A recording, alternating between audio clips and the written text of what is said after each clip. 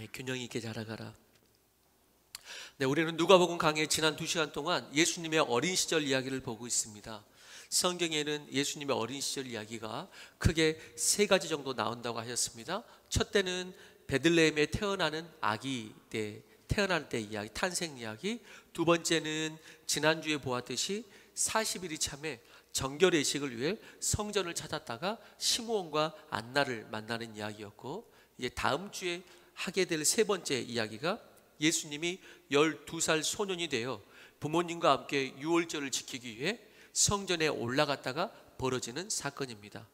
그리고 오늘 본문은 그 중간에 예수님이 이런 어린 시절을 어떻게 자라나셨는가를 전체적으로 요약하여 보여주는 한 구절이 되겠습니다. 예수님은 완전한 하나님이시지만은 또한 완전한 인간, God-man의 모습으로 탄생하셨습니다. 예수님은 보이는 하나님으로 우리처럼 육체를 가지고 탄생하셨기 때문에 인생으로서 자라나셔야 될 필요가 있으셨습니다. 특별히 복음서 중에 누가복음은 각 복음서마다 이제 주제가 있는데, 누가복음은 어떤 부분을 강조하는 복음서냐면은 인자로 오신 예수를 강조하는 복음서입니다. 인자로 오신 예수. 그렇기 때문에 다른 복음서는 특별한 기록이 있는데, 그게 바로 태어날 때부터 전후 배경과 사건이 더 구체적으로 나오고, 그 다음에 오늘 보는 이 3가지의 어렸을 때의 이 모습을 유일하게 기록하고 있는 것이 누가복음인 것입니다. 왜? 인자로 오신 예수님의 포커스가 맞춰서 기록되었기 때문에 어린 시절 기록이 유일하게 기록된 복음서가 누가복음서다라고 생각하시면 되겠습니다. 누가가 이렇게 예수님께서 인간적으로 성장하시는 모습을 상세하게 기록한 이유는 1세기에 초대교회를 위협하는 이단이 있었는데, 영지주의가 있었습니다. 대표적인 이단 영지주의 때문이었는데, 그들은 예수님의 신성적인 측면만 극단적으로 강조하다 보니까 예수님이 인생으로 몸으로 오신 이 부분을 부인하게 됩니다. 하나님 같은 영적이고 거룩한 분이 어떻게 육체로 오냐고 억지를 부리고, 그래서 영육을 분리하듯 생각하고, 영은 구원받지만은 육은 육이라고. 그래서 이 이분법적 신앙이 있는 것이죠. 영은 구원받기 때문에 육은 타락해도 된다든지, 이 세상을 막 즐긴다든지, 아니면은 영을 강조하여 또 반대급부로 신비주의에 빠진다든지, 이러면서 이분법적 신앙의 양극단을 함으로써 영육 간의 건강한 삶의 신앙이 아니었습니다. 누가는 이런 측면에서 인자로 오신 예수 그리스도를 이제 보여주는 것입니다. 인자로 오신 예수 그리스도. 예수가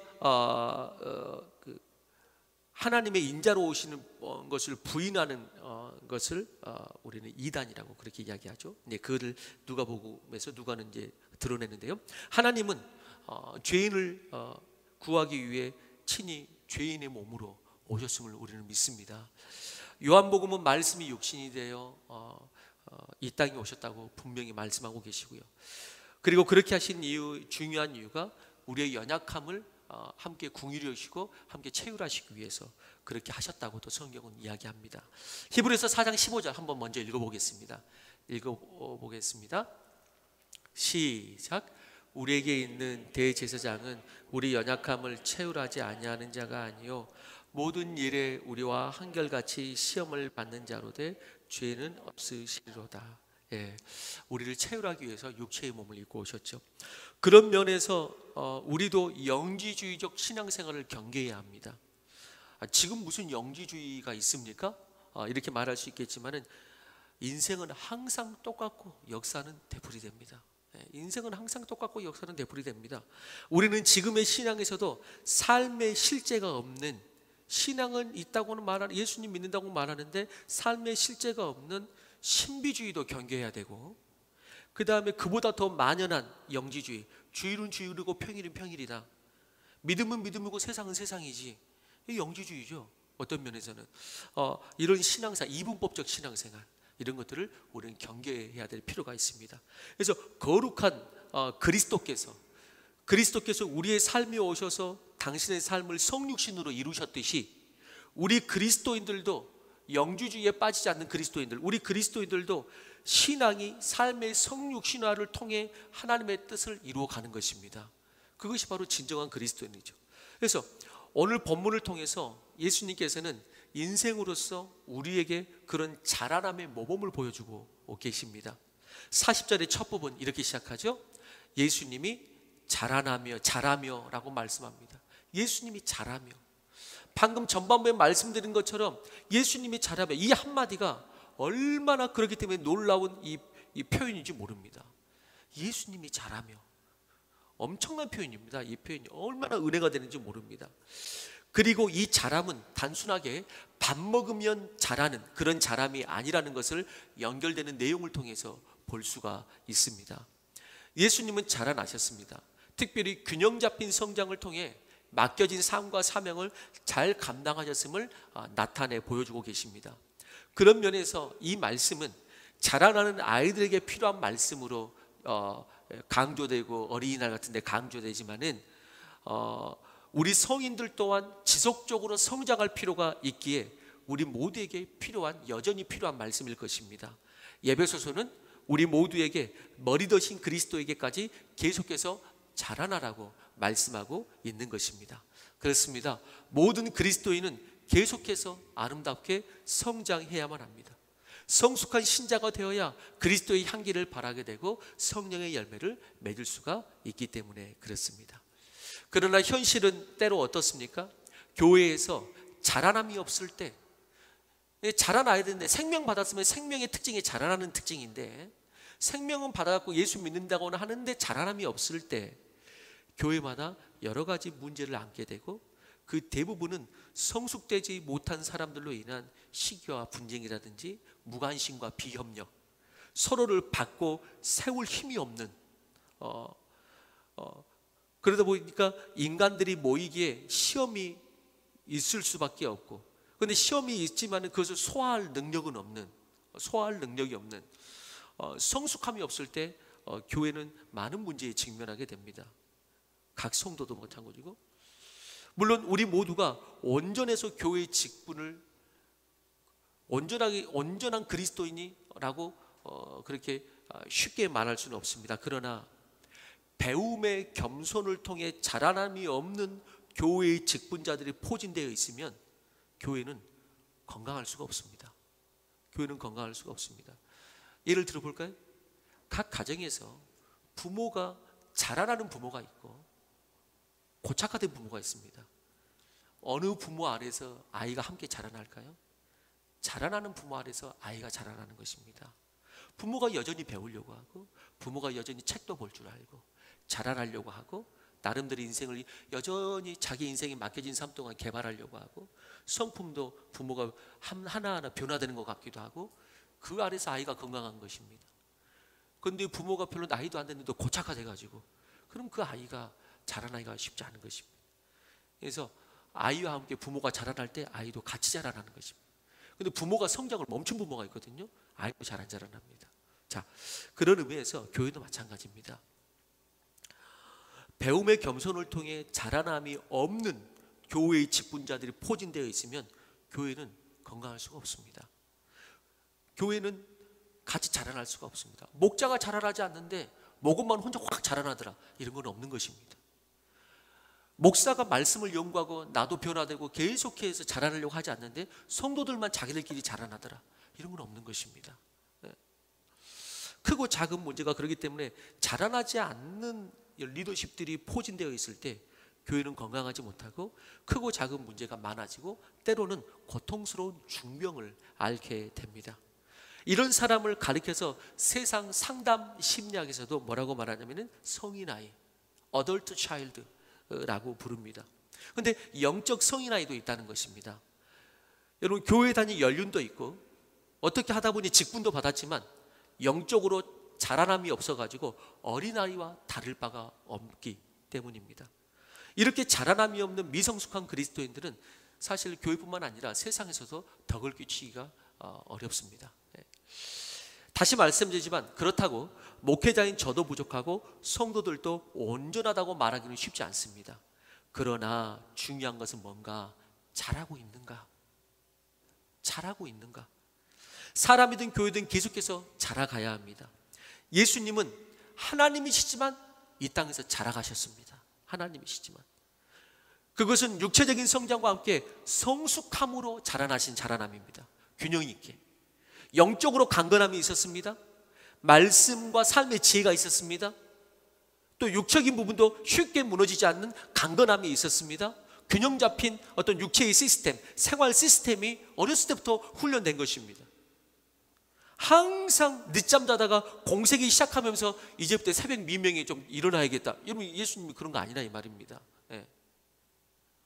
이러한 건강하고 균형 잡힌 자라남이 때가 되었을 때 하나님의 뜻을 받들어 섬길 수가 있었고, 세상의 빛과 소금의 사명을 다하고 하나님께 영광을 돌릴 수가 있게 된 것입니다. 다시 한번, 당신은 성숙한 그리스도인으로 자라고 계십니까? 여러분, 자라나고 있으세요?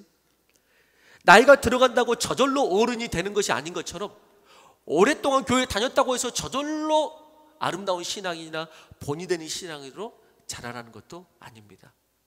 아니, 조금 자랐어도 교만하지 말고 계속 우리는 자라나야 되는 것이죠. 그 대표적인 예가 고린도 교회입니다. 고린도 교회 성도들은 뜨거운 열심도 있었고 성령의 많은 은사도 경험했습니다. 그런 교회에서. 그러나 그들은 서로 간에 파당을 짓고 시기도 하고 교회 내에 은근히 물질적 가치가 많았고 서로를 사랑하고 섬기는 것이 부족했습니다. 바울 사도는 그들이 지금쯤이면 이만큼 성숙했어야 되는데 고린도 교인들이 그렇지 못한 것입니다. 아니, 지금쯤이면 이만큼 성숙해야 되는데 그렇지 못하니까 뭐라고 말합니까? 젖이나 먹고 단단한 음식을 못 먹을 어린아이와 같다고 편지를 쓴 것입니다. 히브리서 기자는 일단의 성도들에게 이렇게 말하기도 하죠. 같이 한번 읽어봅시다. 히브리서 5장 12절 14절입니다. 시작. 때가 오래되었으므로 너희가 마땅히 선성이 되었을 터인데 너희가 다시 하나님의 말씀의 초보에 대하여 누구에게서 가르침을 받아야 할 처지이니 단단한 음식은 못 먹고 젖이나 먹어야 할 자가 되었도다. 이는 젖을 먹는 자마다 어린아이니 의의 말씀을 경험하지 못한 자요, 단단한 음식은 장성한 자의 것이니 그들은 지각을 사용함으로 연단을 받아 선악을 분별하는 자니라. 히브리서 기자도 그렇게 말을 해요. 아니, 너희가 뭐라고 말하죠? 마땅히 지금쯤이면 선생이, 나 딱 나가고 있었는데, 지금쯤이면 마땅히 선생이 되었을 터인데, 지금쯤이면 마땅히 선생이 되었을 텐데 네가 아직까지 어린아이구나. 젖이나 먹을 자 아직까지도 그렇구나. 왜? 말씀을 경험하지 못했다. 어린아이의 특징이 뭐죠? 분별력이 없다. 코로나 시국이 어떤 시대인지 분별하지 못하는 거죠. 물론 어느 조직이나 단체든지 사람들이 모인 곳에는 고린도 교회처럼 크고 작은 문제가 있을 수 있습니다. 모든 사람이 죄인이기 때문에 부족하고 온전치 않습니다. 그렇다고, 여러분 잘 들어보세요. 그렇다고 그것을 앞세워 우리가 자라나지 못하고 성숙한 그리스도인으로서 하나님의 나라를 함께 이루어가는 섬김과 헌신이 없는 것을 당연시하는 태도는 경계해야 합니다. 나는 죄인이고 연약한 사람이라고 하는 것을 내가 깨닫고 변화되는 고백으로 사용해야지, 여전히 자라지 못하고 섬김의 도로 하나님의 나라에 함께하지 못하는 쪽으로 사용하는, 죄인 때문에 고백을 변화하지 않는 죄인 때문에 사용하는 이상한 회개, 여러분 이해하셨습니까? 죄인 때문에 고백을, 나는 죄인 되고 연약하다라는 것을 연약하면서 그러기 때문에 하나님을 의지하고 변화되는 쪽 고백으로 사용해야 되는데, 그러기 때문에 못한다는 죄인 때문에 고백을 변화하지 않는 죄인 때문에 이용하는 이상한 회개가 사실 은근히 대하다 보면 있습니다. 여러분, 진정한 회개가 있는 모든 그리스도인은 작은 걸음일지라도 그리스도 안에서 변화하고 자라나게 되어 있습니다. 성령님과 동행하며 우리는 배우는 것입니다. 그리스도 안에서 끊임없이 나를 십자가에 못 박고 자신의 생각과 고집과 욕심들의 자아를 내려놓고 예수님의 마음, 예수님의 성품을 닮아가고 예수님의 비전을 마지막 인생까지 쫓아가야 되는 것입니다. 예수님처럼 우리도 점점 그렇게 성숙한 그리스도인으로 자라가기를 주의 이름으로 축원하는 것입니다. 예수님은 인자로 오셔서 잘 자라셨고 맡겨진 사명을 잘 감당하셨습니다. 33세의 젊은 나이에 십자가에서 죽으셨지만 그는 어떻게 하고 죽었습니까? 내가 다 이루었다고 말할 수 있는 삶을 사신 것입니다. 오늘 본문은 그런 예수님이 어린 시절부터 균형 있게 자라났음을 보여줍니다. 그리고 우리도 오늘 말씀을 통해 도전받고 은혜 받아서 다시 한번 균형 잡힌 신앙의 삶으로 자라나기를 바라고 주님 주신 삶과 사명을 잘 감당하고 승리하기를 원하는 것입니다. 오늘 본문에 세 가지 균형 잡히게 자라나셨는데, 첫 번째가 육체적인 성장인 몸이, 그 다음에 인격적인 성장인 지혜가, 영적인 성장인 하나님의 은혜가 그 위에 머물렀다고 영, 혼, 육간의 균형 잡힌 자라남을 오늘 말하고 있습니다. 첫 번째, 육체를 강건하게 하셨습니다. 우리가 2장 지금 어린 시절 이야기가 누가복음 2장이 전체가 기록되는데, 누가복음 2장 마지막 구절인 52절에 이 예수님의 어린 시절 이야기를 다시 한번 요약 정리합니다. 52절 2장 마지막 구절입니다. 같이 읽어보겠습니다. 2장 52절입니다. 시작.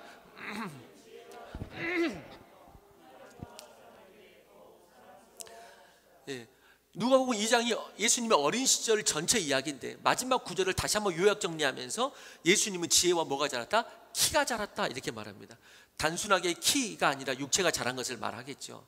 근데 또 한편으로는 이렇게까지 적어놓은 거 보니까 예수님의 키가 그래도 작지는 않았다, 이렇게 한번 예상을 해봅니다. 키가 너무 작았으면 이렇게 또 표현하기도 쉽지 않았을 것이다 라는 생각도 해봅니다. 그런 의미에서 자라남에 대해서 이렇게 설교하고 축복하면서 조금 생뚱맞지만은 축복하고 싶습니다. 우리 자녀들의 키가 자라나기를 축복합니다. 특별히 적어도 부모보다는 더 크게 되기를 주님으로 축원합니다. 우리 모든 부모가 소망이잖아요. 내 키보다는 더 컸으면 좋겠다.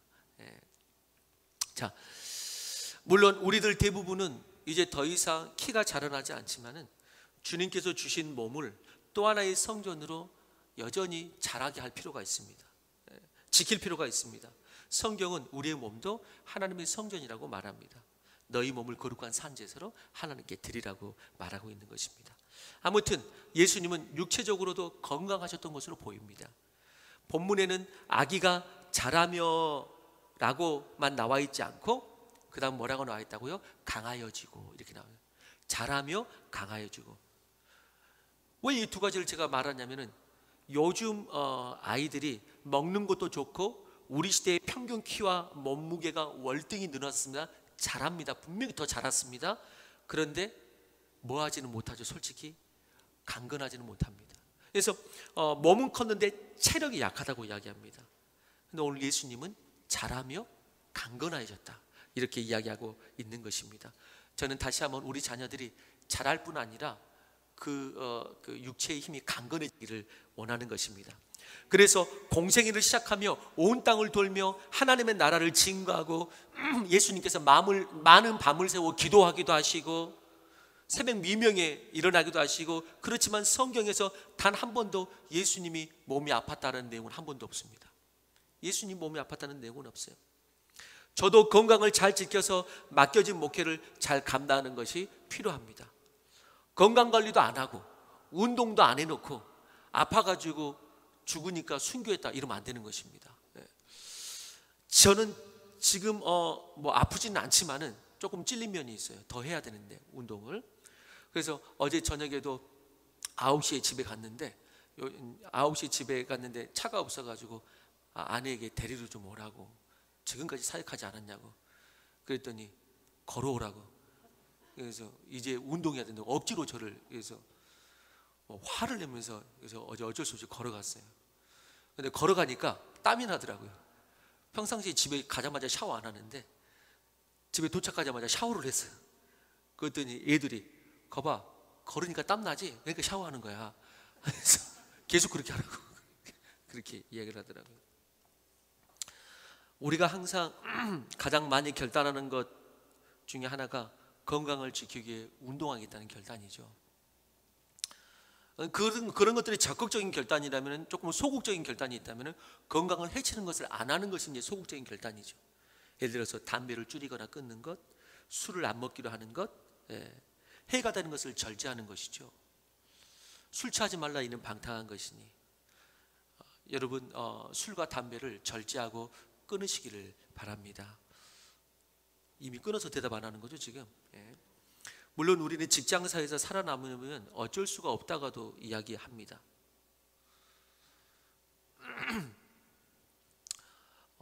목사님은 목사님이니까 그렇게 말한다고 생각하기도 합니다. 여러분 꼭 그렇지는 않습니다. 목사도 술 마시고 싶을 때가 있습니다.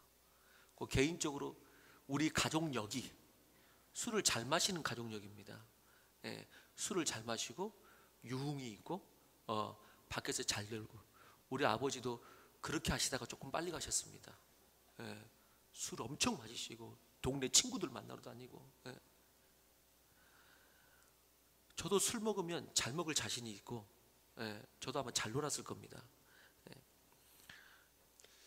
우리 친족들도 다 술 먹고 노는 거 좋아하거든요. 저도 그런 피가 흐릅니다. 그런데 절제하는 것입니다. 신앙을 위해서, 또 실제적인 건강을 위해서.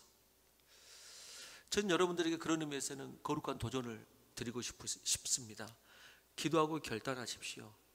술도 담배도 될 수 있으면 끊으십시오. 해가 되는 것을 끊으십시오. 그거는 아주 중요한 것이죠. 우리는 세상 싸움을 하기 위해 부름받은 것이 아닙니다. 세상에서 싸우기 위해 이 정도는 마셔야 된다고. 그런데 그렇게 말씀드리고 싶어요. 우리는 세상 싸움에 승리하기 위해 부름받은 것이 아니고 거룩한 싸움에 승리하기 위해 부름받은 것입니다. 세상 싸움에서 이기기 위해 거룩한 전쟁에서 지지 말고 거룩한 전쟁에서 이김으로 세상에서도 승리하기를 주의 이름으로 축원하는 것입니다. 사랑하는 성도님들을 첫 번째 대지를 보면서 축복합니다. 올해 더욱더 건강하시기를 주의 이름으로 축원합니다. 두 번째, 예수님은 지혜가 자라나셨습니다. 그분은 분명히 혼적인 부분, 인격적이고 지혜로운 부분도 성장하셨습니다. 여러분, 지식은 책상에서 만들어지지만 지혜는 두 가지에서 만들어집니다. 일반적으로 지식은 책상에서 만들어지지만 지혜는 두 가지에서 만들어집니다. 하나는 말할 것도 없이 지혜의 근본인 말씀으로 만들어집니다. 지혜는 말씀으로 근본으로 만들어집니다. 그리고 지혜는 말 그대로 책의 지혜가 아니고 삶의 지혜, 삶에서 만들어지는 것입니다. 삶의 현장에서, 말씀과 삶의 현장, 이 두 가지에서 지혜는 만들어집니다. 먼저 말씀을 묵상하고 배우기 위해 우리는 그 지혜를 얻기 위해서 말씀의 지혜를 얻기 위해서 빈들에 설 줄 알아야 됩니다. 빈들에. 여러분, 예수님이 오실 길을 예비한, 바로 예수님 이야기 바로 전에 요한 이야기가 나오죠. 예수님이 오실 길을 예비한 요한도 어렸을 때 자라난 모습이 잠깐 기록되어 있거든요. 요한도 하나님의 일을 감당할 때 균형 있게 자라났습니다. 자, 요한의 자라남에 대한 한 구절을 보실까요? 누가복음 1장 40절입니다. 시작.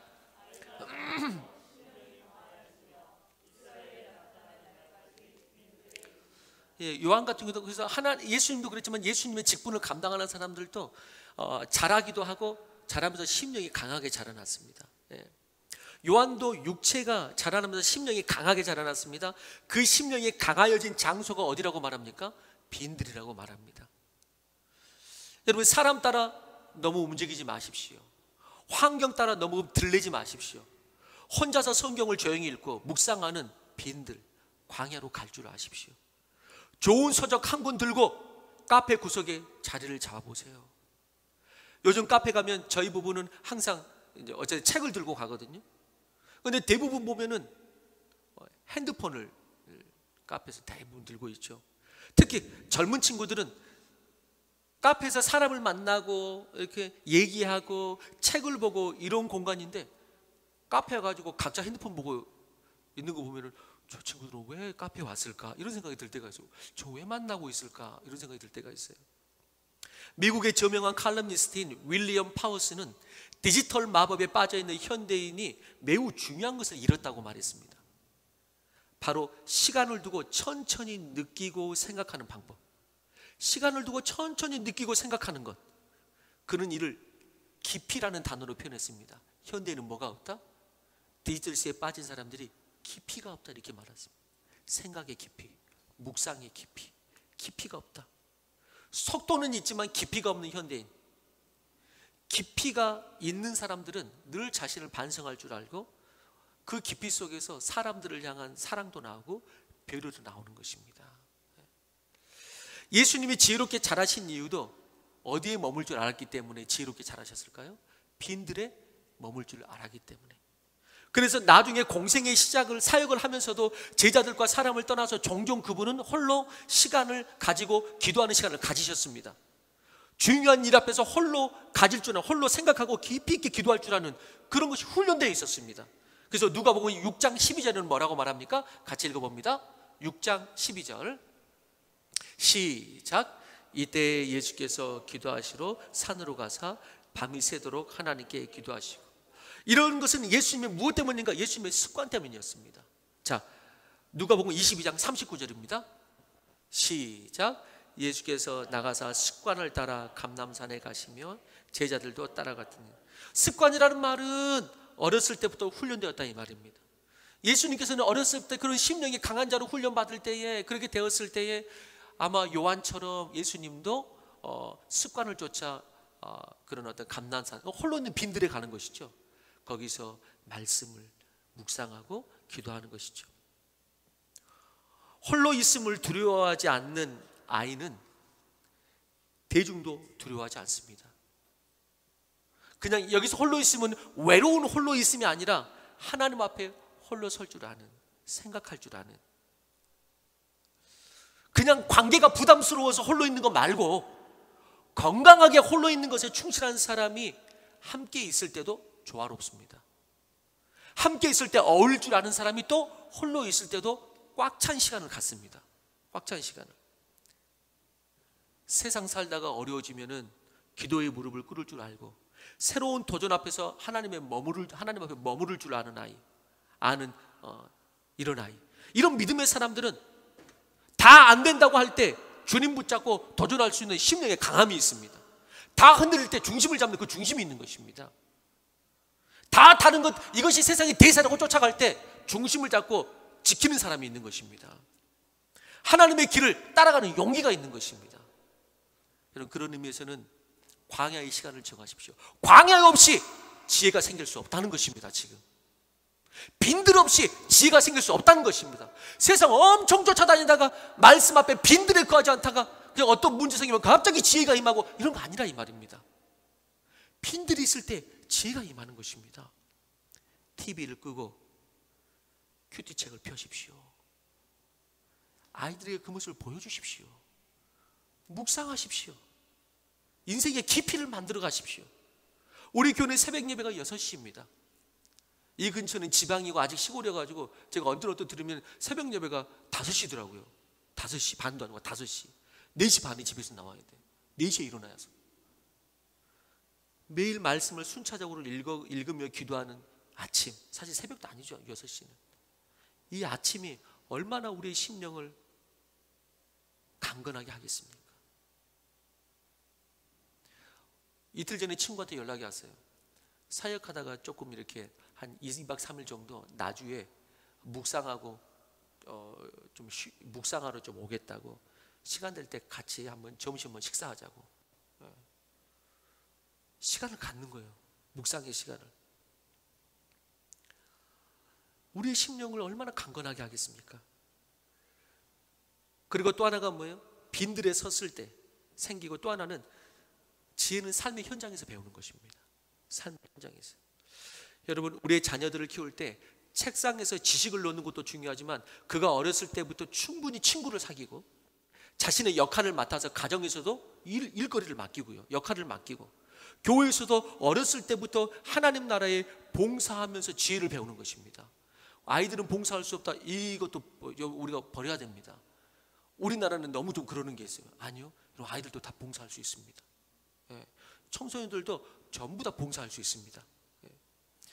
여러분, 예수님도 요한도 몸이 자라면서 지혜가 자라고 심령이 강해졌다 그러는데, 그런데 요즘 아이들은 몸이 커진 만큼 마음이 크지 못하다고 말하면서 전문가들은 이를 뭐라고 말했냐면 신데렐라 증후군이다 이렇게 말했습니다. 신데렐라 증후군. 무슨 말이죠? 신데렐라 증후군 무슨 말이죠? 혼자의 자신의 지혜로 이렇게 강건하게 자라는 것이 아니라 마법처럼 옆에서 누가 이렇게 해가지고 만들어준 것입니다. 이렇게 마법처럼 신데렐라 증후군. 이런 아동은 발달의 단계와 다르게 마음이 자라나지 못하는 현상을 보이는데, 일반적으로 이 증후군은 신체 발달과 다르게 의존 심리가 많은 편이라고 이야기합니다. 몸은 성인인데 마음을 의존하는 거예요.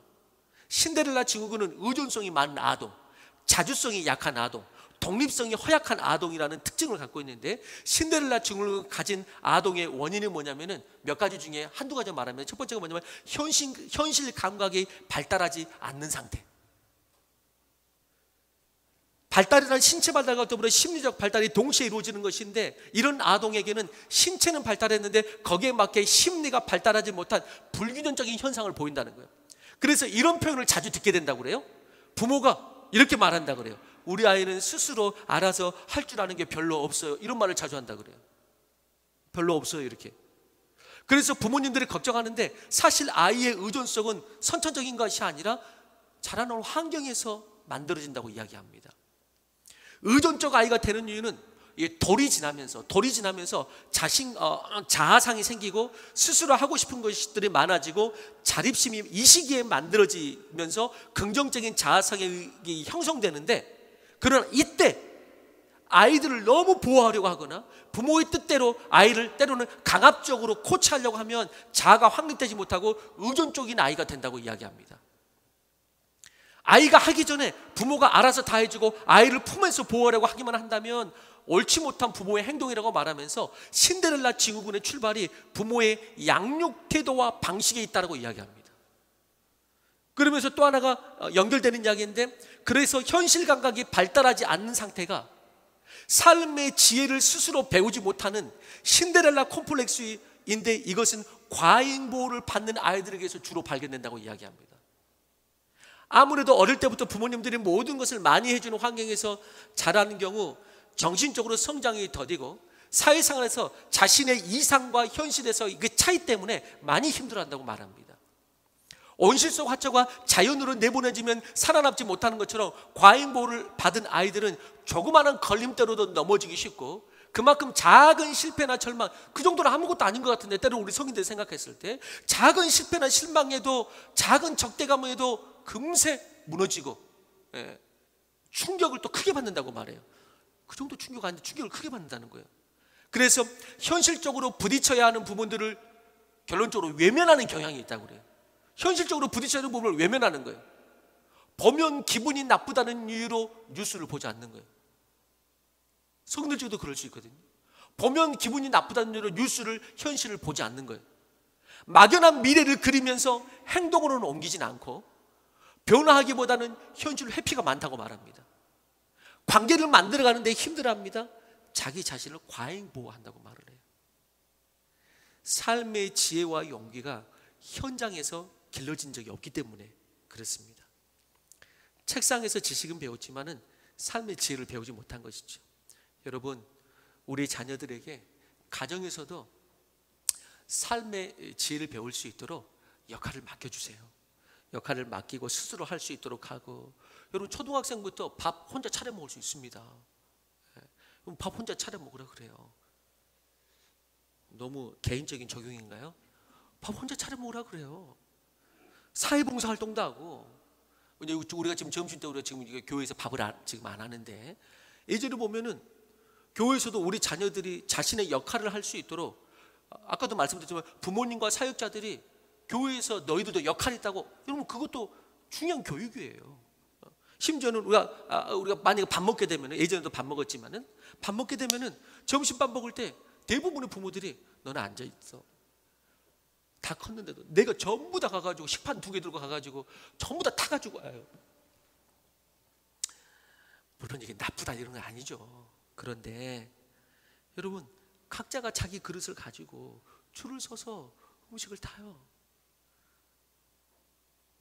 그런 현장 속에서도 전 지혜가 생기지 않을까요? 내가 밥을 빨리 먹으려면은 내가 빨리 식판을 두고 줄 서야겠다. 다른 사람이 반찬 가져가기 전에 빨리 많이 담아야겠다. 대학 들어가서 1년 정도는 휴학하고 외국에 봉사할 수도 있고요. 선교사님을 도울 수도 있죠. 오늘 그래서 주보에 제가 일부러 다 넣은 것입니다. 칼럼에 갭 이어 이런 것도 좋습니다. 책상에서만 자라나는 것이 아니고 갭 이어를 통해서 세상을 경험해 보라고, 그렇게 자라나게 하는 것이죠. 두 번째로 축복합니다. 우리 자녀들이 자라나면서 심령이 강하고 지혜롭게 성장할 수 있게 되기를 축복하고, 또 우리 장년분들도 빈들에서 하나님을 묵상하고 삶의 현장에서 지혜의 모범을 보이는 여러분들이 다 되기를 주의 이름으로 축원하는 것입니다. 네, 세 번째입니다. 세 번째는 뭡니까? 하나님의 은혜가 머물렀다는 것입니다. 하나님의 은혜가 머물렀다. 가장 중요합니다.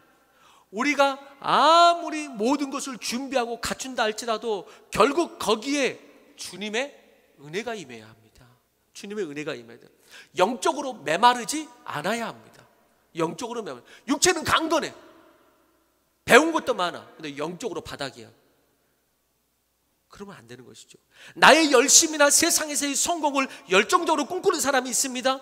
열심도 어느 정도의 열매를 맺을 수 있고 목표를 갖는 것은 참 중요하다고 생각합니다. 그러나 인생은 열심과 목표보다 더 중요한 것이 있습니다.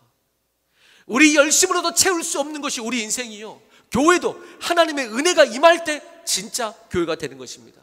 만약 그 은혜를 구하지 않아도 될 것 같고 그렇게 구하면서 살고 있지도 않다면 아직도 인생을 모르고 신앙이 철이 안 든 것입니다. 신앙이 철이 안 든 것입니다. 죄인된 내가 어떻게 구원받았는지를 지금 잊어버리고 있는 것입니다. 죄인된 내가 어떻게 구원받았는지 그걸 잊어버리고 있는 것입니다. 왜? 우리는 그 은혜에 의하여 믿음으로 말미암아 구원을 받았기 때문에, 이것은 우리에게서 난 것이 아니요 하나님의 선물이기 때문에, 우리의 새 생명이 그렇게 출발했기 때문에 우리는 그 은혜를 구하는 것입니다. 근데 그 은혜를 우리가 구하지 않고 있다면 우리가 구원받은 은혜도 잊어버리고 있는 것입니다. 비단 구원뿐만 아니라 우리의 모든 삶은 하나님의 은혜 가운데 있어야 되고 있어야 된다는 것이 성경의 선언입니다. 믿음의 사람으로 자라난다는 것도 무엇입니까? 은혜를 깨달은 날부터 자라난다. 성경은 이렇게 말하고 있습니다. 그게 골로새서 1장 6절이잖아요. 같이 한번 읽어보겠습니다. 골로새 1장 6절. 자, 시작.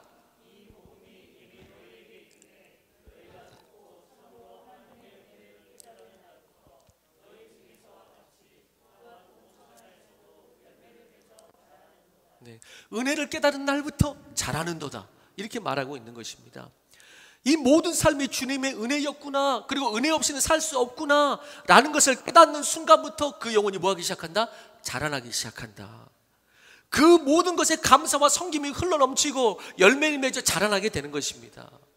그래서 영성은 뭐라고 그랬습니까? 영성은 내가 무엇을 할 줄 아는 힘이 아니고 하나님으로부터 오는 은혜를 받을 줄 아는 힘, 이게 영성이라고 말한 것입니다. 여러분, 세상에서는 그런 말 하잖아요. 기는 놈 위에 걷는 놈이 있고, 걷는 놈 위에 뛰는 놈이 있고, 뛰는 놈 위에 나는 놈이 있고.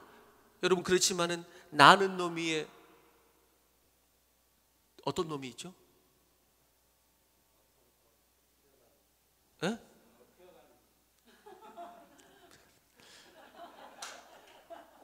두 번째 돼지 아직 지혜가 없네. 두 번째 돼지 지혜가 안 임했어. 예, 기는 놈 위에 걷는 놈이 있고, 걷는 놈 위에 뛰는 놈이 있고, 뛰는 놈 위에 나는 놈이 있고, 나는 놈 위에 은혜 받은 놈이 있는 줄로 믿습니다. 예, 은혜 받은 놈이 있는 거예요. 물론 그 업혀가는 사람이 은혜 받는 사람일 수도 있지만, 제 아무리 기고 날라도 은혜 받은 사람은 당할 수가 없는 것입니다. 안 될 것 같은데 되고요, 고난 중에도 기뻐합니다.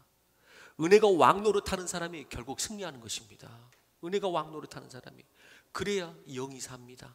영이 죽은 사람은 진정한 승자가 될 수 없습니다. 살리는 것은 영이니 육은 무익하니라 라고 말합니다. 그래서 우리는 오늘도 위로부터 힘입기를 간절히 소망하는 것입니다. 그 성령의 은혜가 부어지기를 소망합니다. 예수님도 위로부터 부어지는 은혜가 필요했다고 말한다면 우리는 얼마나 필요하겠습니까? 그렇다면 아주 간단한 원리를 말씀드립니다. 은혜는 어떤 사람이 받는가? 은혜는 어떤 사람 위에 이렇게 임하는가?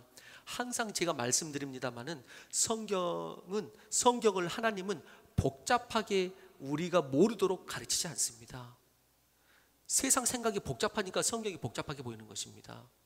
순종하기로 딱 하면은 말씀처럼 간단한 진리가 없습니다. 간단합니다. 은혜는 사모하는 사람이 받는 것입니다. 은혜는 사모하는 사람이 받는 것입니다. 어떤 사람이 그렇다면 사모합니까? 내 힘으로 안 됨을 알고 겸손한 자가 은혜를 사모합니다. 내 힘으로는 안 된다. 겸손한 자가 은혜 없으면 난 못 산다. 사모하는 자가 받습니다. 하나님께서 당신의 역사하심을 그런 자에게 나타내십니다. 그런 구절은 계속 되풀이돼서 성경에 나타납니다. 쭉쭉쭉 간단하게 읽어봅니다. 야고보서 4장 6절입니다. 시작. 그러나 더욱 큰 은혜를 주시나니 그러므로 일렀으되 하나님이 교만한 자를 물리치시고 겸손한 자에게 은혜를 주신다. 베드로전서 5장 5절입니다. 시작. 젊은 자들아 서로 겸손으로 허리를 동이라. 하나님은 교만한 자를 대적하실 때 겸손한 자들에게는 은혜를 주신다. 잠언 3장 34절 시작. 진실로 그는 거만한 자를 비웃으시며 겸손한 자에게 은혜를 베푸시니. 성경이 계속해서 이것을 표현합니다. 어떤 자에게 은혜가 임하는가? 은혜를 사모하는 자. 어떤 자가 사모하는가? 자기보다 힘으로는 안 된다고 겸손한 자들에게 임합니다. 여러분, 우리가 교회에서 섬기는 이유가 뭐예요? 여러분들은 교회에서 왜 섬기려고 하세요? 섬기는 이유가 뭐세요? 당신이 뭔가 할 수 있고 은혜 주기 위해서 한다고 생각하면 결단이 쉽지가 않습니다. 내가 뭔가 할 수 있고 그리고 내가 은혜를 이렇게 준다고 끼쳐야 된다고 하면은 섬김의 결단이 잘 안 됩니다. 다 부족하니까. 여러분 꼭 기억하십시오. 우리가 교회에서 섬기는 이유는 그것이 방금 말한 게 아예 없다는 게 아니고 더 중심적인 이유. 여러분 이 생각 자체를 바꿔야 됩니다. 성경적으로. 우리가 섬기는 이유는 우리가 겸손해지기 위해서 섬기는 것입니다. 그리고 섬기는 이유 두 번째는 뭐냐? 첫 번째는 섬기는 이유는 뭐냐? 내가 겸손해지기 위해서. 두 번째는 뭐냐? 우리가 섬기는 이유는 은혜 받기 위해서 섬기는 것입니다. 그렇게 생각하셔야 됩니다.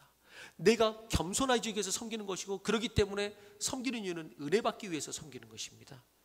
그리고 마지막 세 번째는 그래서 영광 돌리기 위해서 섬기는 것입니다. 그래서 여러분들이 섬김의 이유가 뭐냐라고 말할 때 내가 은혜 받으려고 섬긴다고. 그 겸손한 자세가 있어야 합니다. 내가 은혜 받으려고 섬긴다고. 물론 현실은 많은 일들이 있습니다. 그러나 그것을 그 마음을 가지십시오. 그럴 때 주님께서 은혜를 주십니다. 성도님들의 영혼과 삶 위에 그렇게 하나님의 은혜가 머물기를 축원합니다. 그 은혜를 무엇보다도 겸손하게 갈망하시기를 바랍니다. 이렇게 예수님도 이 땅에서 자라나실 필요가 있었습니다. 우리는 얼마나 자라나야 될까요? 올해 더 지구촌교회 모든 성도님들과 각 가정 위에 영혼육이 그렇게 함께 균형과 조화를 이루어 자라날 수 있게 되기를 주 이름으로 축원합니다. 여러분들의 우리의 자녀들이 영혼육이 그렇게 균형 있게 자라나서 주님께서 어느 한순간 쓴다고 했을 때 주님께서 복 주시고 할 때 그걸 감당할 수 있는 우리 자녀들이 되기를 주 이름으로 축원하는 것입니다. 우리의 자녀들이 그렇게 예수님처럼 건강하게 자라나서 맡겨진 그 사명을 잘 감당하고 선한 영향력을 끼치며 하나님께 영광 돌리기를 축원하는 것입니다. 올해 모든 가정이 모든 성도님들이 그렇게 균형 있게 자라나 흔들리지 않는 복된 삶을 이루어 가시기를 주의 이름으로 축원합니다. 이제는 다시 오실 우리 구주 예수 그리스도의 은혜와 하나님의 큰 사랑과 성령님의 동행하심이 자라남의 은혜를 사모하는 모든 자들의 그리고 이 시간 예배드리는 각 가정의 머리 위에 영원토록 함께 하시기를 간절히 축원하옵나이다.